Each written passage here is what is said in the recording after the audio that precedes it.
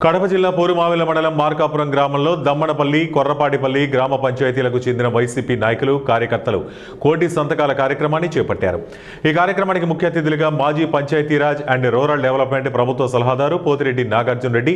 స్థానిక జెడ్పీటీసీ ముత్యాల ప్రసాద్, మండల ఉపాధ్యక్షులు చేను రాజశేఖర్, స్థానిక ఎంపీటీసీ వెంకటేశ్వర్లు, సీతారామరెడ్డి,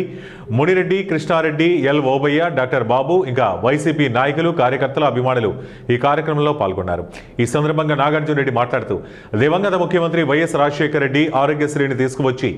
సామాన్య ప్రజలకు సూపర్ స్పెషాలిటీ ఆసుపత్రిలో వైద్యం అందే విధంగా చేయడం జరిగిందని, ఆయన తనయుడు వైఎస్ జగన్మోహన్ రెడ్డి ముఖ్యమంత్రి అయిన తర్వాత రాష్ట్రంలో 17 మెడికల్ కళాశాలలను మంజూరు చేసి అందులో 5 మెడికల్ కళాశాలలను ప్రారంభించడం జరిగిందని, మరో 2 మెడికల్ కళాశాలలో నిర్మాణాలు పూర్తి చేసి ఎలక్షన్ కోడ్ వల్ల ప్రారంభించలేకపోయారని అన్నారు। మిగిలిన మెడికల్ కళాశాలల్లో వివిధ దశల్లో నిర్మాణాలు జరుగుతున్నాయని, చంద్రబాబు వచ్చిన తర్వాత 17 మెడికల్ కళాశాలల్లో తన అనుయాయులకు అప్పడంగా అందించేదానికి ప్రయత్నాలు చేస్తున్నారని, కావున ప్రజలందరూ భవిష్యత్తులో మన పిల్లలు డాక్టర్ చదువుకునే పరిస్థితి లేదని,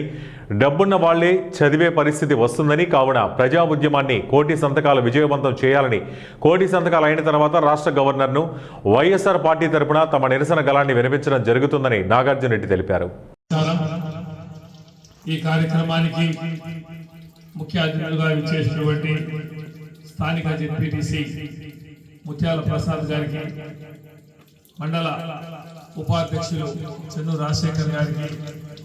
స్థానిక ఎంపీటీసీ వెంకటేశ్వర్లు గారికి, మరి 2 పంచాయతీల నుంచి వచ్చినటువంటి వైఎస్ఆర్సీపీ నాయకులకు అందరికీ మరొక్కసారి పేరున హృదయపూర్వక నమస్కారాలు తెలియజేస్తున్నా। దివంగత ముఖ్యమంత్రి వైఎస్ రాజశేఖర రెడ్డి గారు రాజీవ్ ఆరోగ్యశ్రీ తీసుకొచ్చి అతి సామాన్యులకు కూడా సూపర్ స్పెషాలిటీ హాస్పిటల్లో వైద్యం అనే విధంగా దేశ చరిత్రలోనే సువర్ణ అధ్యాయాన్ని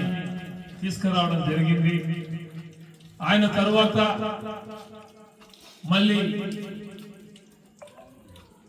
జగన్మోహన్ రెడ్డి గారు 5 ఏళ్ల కాలంలో మనకు ప్రతి జిల్లాకు ఒక ప్రభుత్వ మెడికల్ కళాశాల ఉండాలి, ఆ మెడికల్ కళాశాలలో అక్కడనే, ఎందుకంటే అక్కడ జబ్బు చేసినటువంటి వారు ఎవరైనా అక్కడ ఉచితంగా చూపించుకునేదని కూడా హాస్పిటల్ కూడా పెద్ద ఎందుకంటే స్పెషలిస్టులు కూడా అక్కడ డాక్టర్లుగా చదువు చెప్పే విద్యార్థులకు చదువు చెప్పే వాళ్ళగా ఉంటారు కాబట్టి ఉచిత వైద్యం అందే విధంగా ఉంటుందని ఆయన 8,970 కోట్ల రూపాయలు మంజూరు చేసి 17 కళాశాలను శాంక్షన్ చేస్తే అందులో 5 కళాశాలలు ఆ టైంలో పూర్తి చేసి ప్రారంభించడం కూడా జరిగింది। తర్వాత 2 కళాశాలలు, 2 కాలేజీలు, ఒకటి పులివెందల, 2 పలాస, ఈ 2 కూడా ప్రారంభానికి సిద్ధంగా ఉన్న టైంలో ఎలక్షన్ కోడ్ రావడం, అవి ప్రారంభానికి నోచుకోకపోవడం జరిగింది। గతంలో జగనన్న ముఖ్యమంత్రిగా ఉన్నప్పుడు 104లో ఫ్యామిలీ డాక్టర్ ప్రోగ్రాం పెట్టి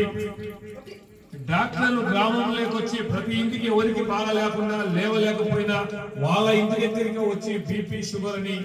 మళ్ళీ టెస్టులు కూడా 14 రకాల 15 రకాల టెస్టులు చేస్తూ 105 రకాలైన మందులను వాళ్ళు ఇవ్వటం జరుగుతూ ఉండేది।